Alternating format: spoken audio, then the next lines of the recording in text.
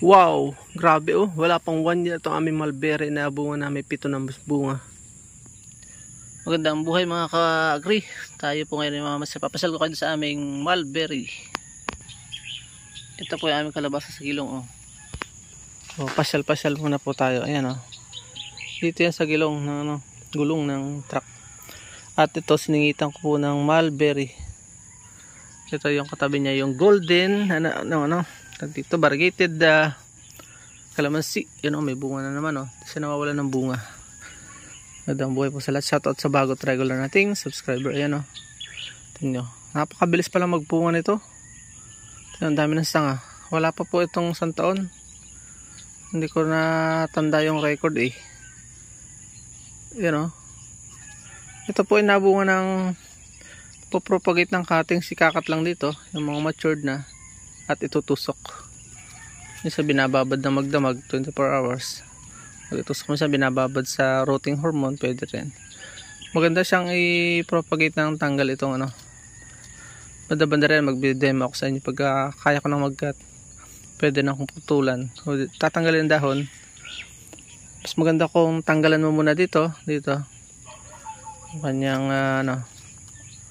tapos hayaan mo siya malaglag ng kusa para hindi nasaktan, naghilom. Ano? Wala pa yung 1 year.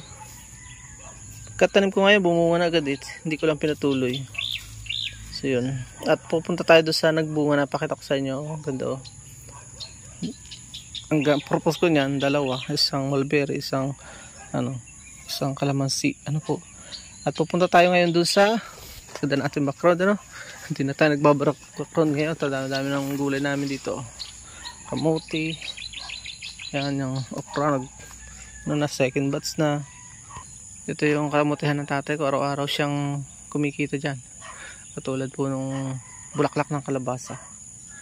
Pupunta tayo ngayon doon sa variegated na nabunga na. Sa mulberry nabunga na. So yan, bumili ako ng drum na pandilig ng nanay ko. So ito yung kamuti naming violet. Yan, may okra pang second batch. May papaya. Rambulan itong aming pagtatanim. Ito yung namatay ng mga munggo. Wala ito. Yun o. Araw-araw din kumikita ang tatay ko dyan sa bulaklak. Kahit papatay na. Yan o. Papatay na sitaw. Ito yung pinanggalingan ng Ito yung sinasabi ko sa inyo na nagbunga na. Hanapin ko yung ngayon yung nalaglag kahapon. Ako, sayang na tuyo na yata.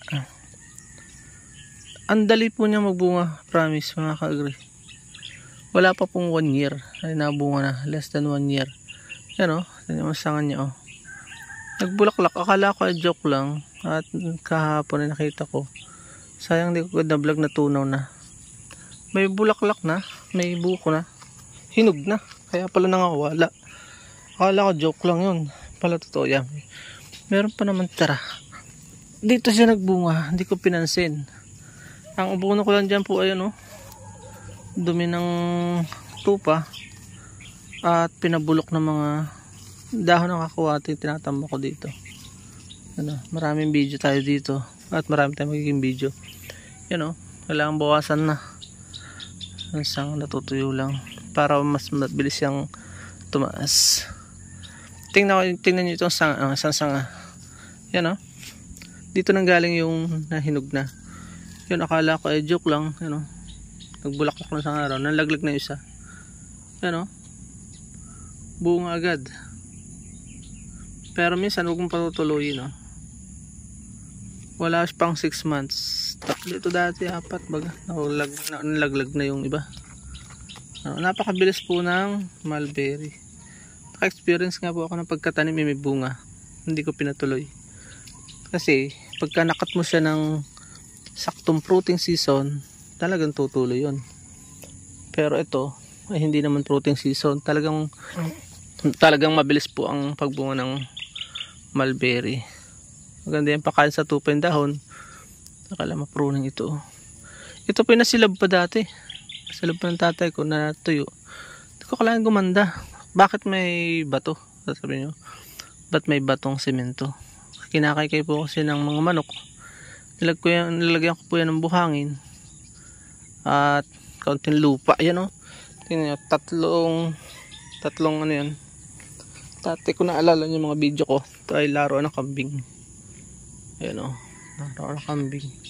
Katanim dyan yung kalabasa. Yan o. Papatay na pero tuloy pa rin. Yan o. Nabunga na nga agad. Ay, nakakatuwa. So yan yung tututukan ko ngayon. Sa kalabasa hindi ganun ka paulit-ulit ng pagtatanim. Gusto ko yung mga ganyang pagkatanim dire-diretso na. Ganda ng tulog ng ibon. 120 po ang kilo nyan. So pauusuhin ko para may other source of income mga kababayan natin. Ito po yung mulberrying dwarf. Yung maliit lang pero mabilis siyang magbunga ganyan nga. Yung isa merong ano niyan, yung giant matangkad. Tagal bumunga, may gitsang taon. At kukunti siyang magbunga ito. Dikit-dikit non-stop, parang kalamansi. Yung yan nakikita niyo sa screen, yan po yung pinanggalingan yan. Galing po yung sa leader, kapwa namin na leader kasama sa church na nagbigay sa atin ng cuttings. Ilan yan, may ilang matay. At yung pinakita sa gulong, 3 yung sa gulong ng truck. At magtatanim na ako ngayon sa bundok. Nakita ko yung ano nito, yung potential nito sa napakaganda po nito sa mga maintenance ng katawan natin dahil ito ay violet at juice na nakakatuwa. So yun lang at samahan niyo po ako sa mga journey nito. If you are blessed by our video, please don't forget that it's none of me but all of God. Ano po, maraming salamat. Bye bye and God bless. Samahan niyo ako sa maraming pang journey sa mga kalabasa. Ayan o. Yung 15 years natin kalabasa nangyari na. Nangyari na kaunti. Kaunti pa. Paglalaban pa natin. At ating ano, ito yung kalabasa dito. Bukid to. Araw-araw yan. Pinipres ng tatay ko. Yan o. Ito na po yung aming mulberry. May 7 ng bunga o. After nang wala pa isang buwan. Wala pang ilang buwan ito. Nung ating video huli. Yan, kita nyo may bunga o. Ito ay 7. Nalaglag na yung sabilaan natin. Taba o. Naulanan pa. Pero siguro kung hindi inaabunuhan, baka hindi rin ganun. Yan o. Yan o. 2, 3 na tayo. Nasaan pa yung iba? 6 yan eh. Na laglag yung isang papito. Tingnan nyo. Nang gusto niya medyo hindi na-ista ka ng dumi ng tubig. You know? 4. Yun, ito yung napalima yung nabulok. Grabe oh, bunga agad eh. Oh, grabe, totoo yan. Hindi po yan nakadikit. Oh, tanggalin natin yung baba oh. Yung baba oh. So, hindi namin muna ayun pala.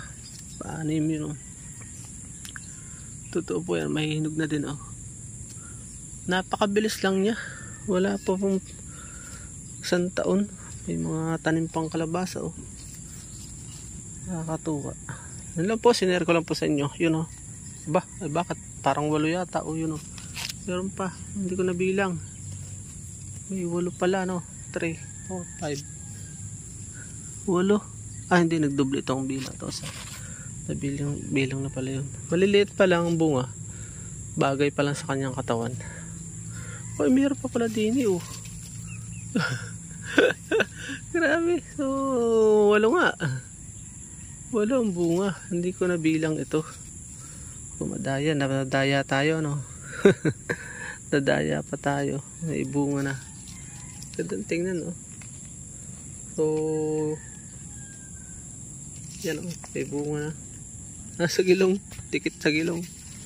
O. Ito nyo yung kanyang taas o. Sandangkal. Taas ng puno. Grabe. Yun lang po. Sinare ko lang sa inyo yung potential ng mulberry. Mag-discover tayo ng mga juice dito. Lalahok natin sa ganda oh. Lalahok natin sa pulot. Wow. Ginuguyam sa tamis. Titikman ko siguro ito. At nakapag-offer naman na tayo dito. Yun na lang mga nalaglag. Ating offering muna kay Lord John. Ganun talaga yung principle, kailangan mong i-offer ang una para pagpalain ng Panginoon lalo. Maraming salamat, bye bye and God bless. Magtanim na po tayo nito, napakaganda ng potential nito. Wala pang 1 month, sibol. At pagka tinanim mo ng tagbungahan, ay di, pagkatanim may bunga na. Ito naman, pagkatanim ay inabunuhan agad. Yun, wala pang 1 year. Po pwede na pakinabangan kung marami ito ay pwede nang mamitas. Kasi mo kukunti pa.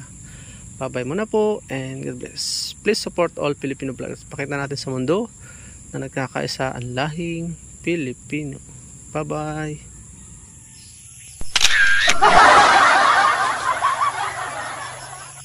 At dyan po nagtatapos ang ating munting vlog. Kung kayo po ay mahilig sa ganitong klaseng mga upload, at bago lang po kayo sa aming channel, huwag nyo pong kalimutang mag-subscribe. I-hit nyo na rin po yung notification bell para updated po kayo sa aming upcoming videos. Maraming salamat, bye-bye and God bless.